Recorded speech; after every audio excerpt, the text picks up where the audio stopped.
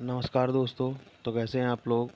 उम्मीद करता हूँ अच्छे होंगे, घर पे होंगे और पढ़ रहे होंगे। ओके। तो आज मैंने इंग्लिश का एक लेक्चर लिया था शाम को 6:30 बजे, तो उम्मीद करता हूँ आप लोगों ने देख लिया होगा और उसको खूब शेयर करिए दोस्तों। आपकी डिमांड के अनुसार भी आपको मैं वीडियो प्रोवाइड कराता रहूँगा। ओके। तो आप भी देखते रहिए उसको, ठीक है। और ध्यान रखिएगा दोस्तों, वो इंग्लिश का जो कोर्स है वो कंटिन्यू चलने वाला, उसमें कोई रुकावट नहीं है।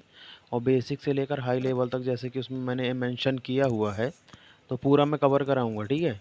चलिए दोस्तों, तो आज है 8 सितंबर 2020 और 8 सितंबर 2020 से करंट अफेयर्स के जितने भी क्वेश्चन हैं सारे हम इस वीडियो में डिस्कस करते हैं। ओके।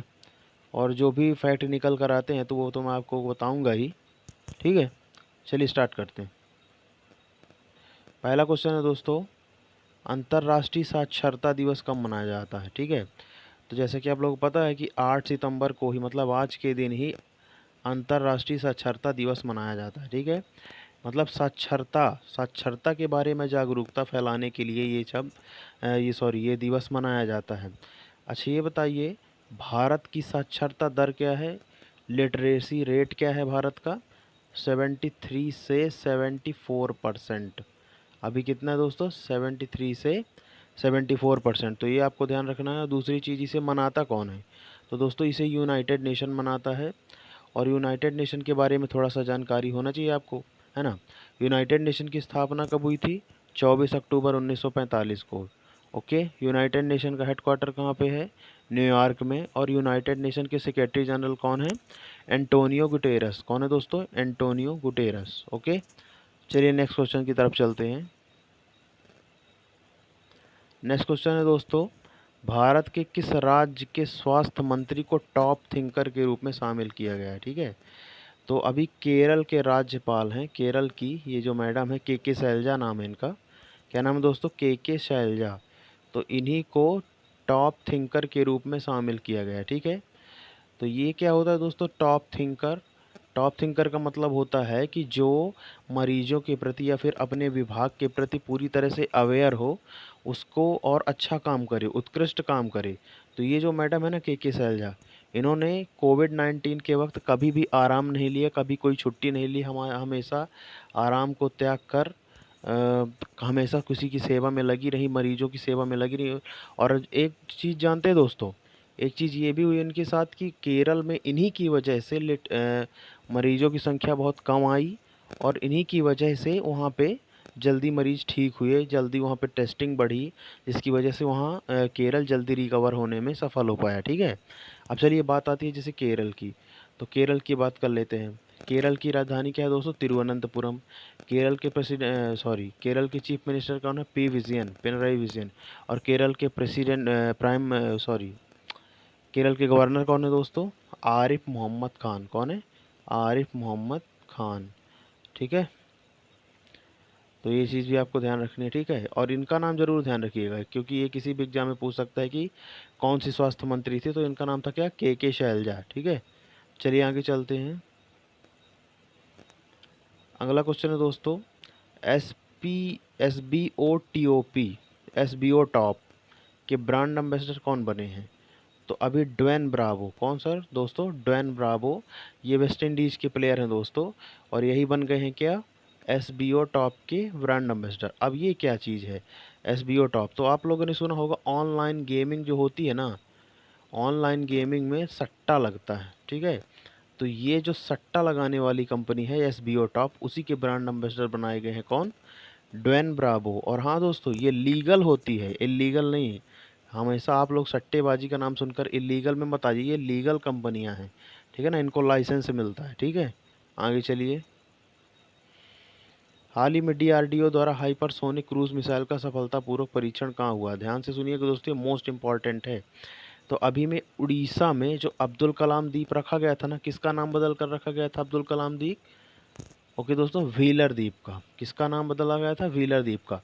व्हीलर द्वीप का नाम बदल कर रखा गया था अब्दुल कलाम द्वीप। और वहीं से आज के दिन, मतलब 7 तारीख को, मतलब कल के दिन, हाइपरसोनिक क्रूज मिसाइल का सफलतापूर्वक परीक्षण हुआ था, ठीक है दोस्तों।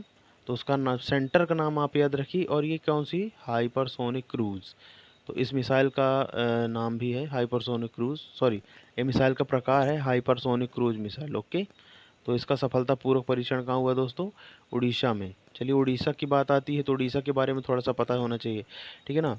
उड़ीसा के उड़ीसा की राजधानी क्या है दोस्तों? उड़ीसा की राजधानी है भुवनेश्वर। उड़ीसा के सीएम कौन है दोस्तों?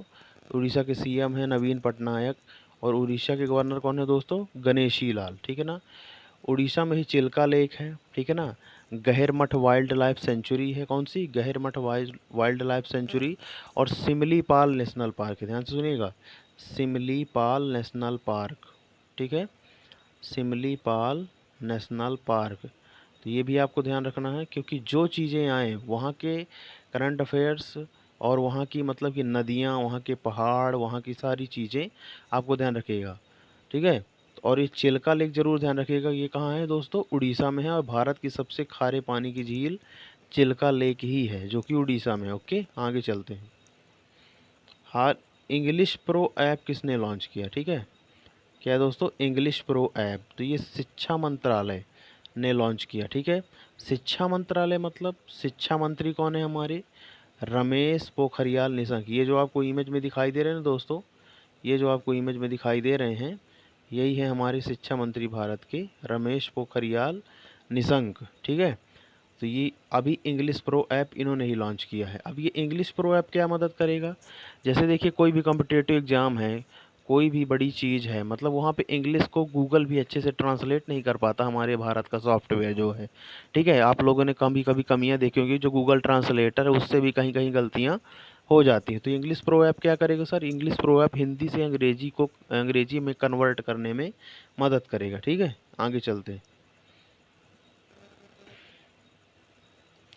अगला क्वेश्चन दोस्तों, हाल ही में किस राज्य सरकार ने ड्रग पार्क स्थापित करने की घोषणा की? ये अच्छा क्वेश्चन है दोस्तों। ड्रग पार्क, अभी उड़ीसा में ही ड्रग पार्क स्थापित करने की योजना बनाई जा रही है। अच्छा, ये ड्रग पार्क क्या है सर? ये ड्रग पार्क इलीगल वाला ड्रग नहीं है, ये औषधि पार्क है, ठीक है, औषधि पार्क है। और इसी को उड़ीसा में डेवलप करने की योजना चल रही है, ठीक है। अब जैसे उड़ीसा के बारे में तो मैंने आपको बता ही दिया है अभी पिछले क्वेश्चन में, ठीक है। तो ये भी आप लोगों को ध्यान रखना है ठीक है, तो ये भी ध्यान रखिएगा दोस्तों। चलिए नेक्स्ट क्वेश्चन की तरफ चलते हैं।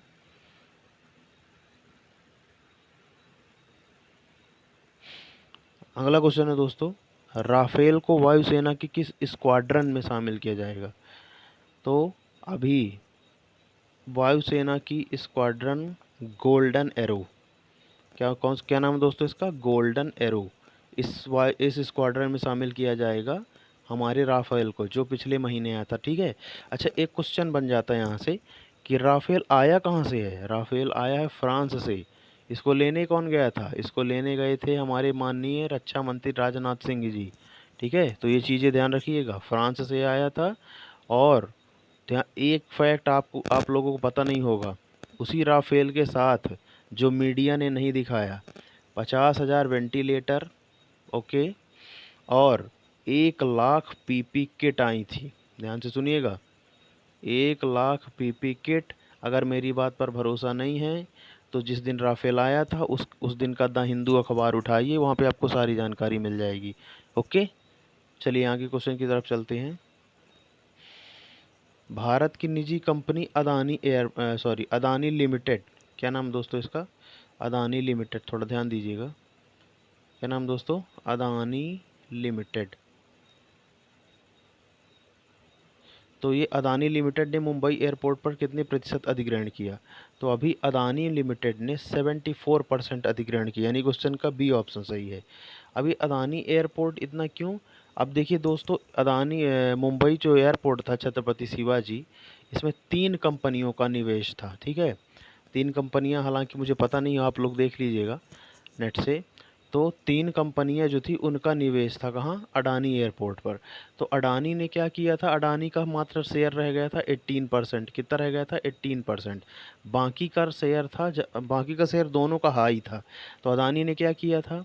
चूँकि वो विदेशी कंपनियां थी, तो उन्होंने इसको अडानी ने किसी भी कम कीमत पर, क्योंकि अब देखिए कोरोना चल रहा है, ठीक है, और हर किसी के पास, हर संस्था के पास पैसा नहीं है। अडानी ग्रुप ने इसी का फ़ायदा उठाया और उनसे उनके शेयर खरीद लिए और टोटल शेयर मिला के होते थे 74%। ठीक है दोस्तों, घबराने की ज़रूरत नहीं है। ये केवल अडानी ने ही ख़रीदा है, जो कि हमारे देश की कंपनी है। अभी तक भी ये प्राइवेट ही था। अगर आपसे कोई कहता है कि सरकार निजीकरण पे उतारू है, तो 74% पहले भी निजी था, आज भी 74% निजी ही है। बशर्ते ये है कि एक कंपनी के हाथ में चला गया है बस। ठीक है, ध्यान दीजिएगा दोस्तों। थोड़ा इसकी इमेज है, देख लीजिएगा, स्क्रीनशॉट ले लीजिए, अच्छा है। ठीक है, चलिए दोस्तों, तो थैंक्स फॉर वाचिंग। ओके, इसको खूब शेयर कीजिए, अपने दोस्तों के साथ, दोस्तों तक पहुंचाइए जो तैयारी कर रहे हैं, उनको मदद मिलेगी। ठीक है, okay friends, thanks for watching. जय हिंद।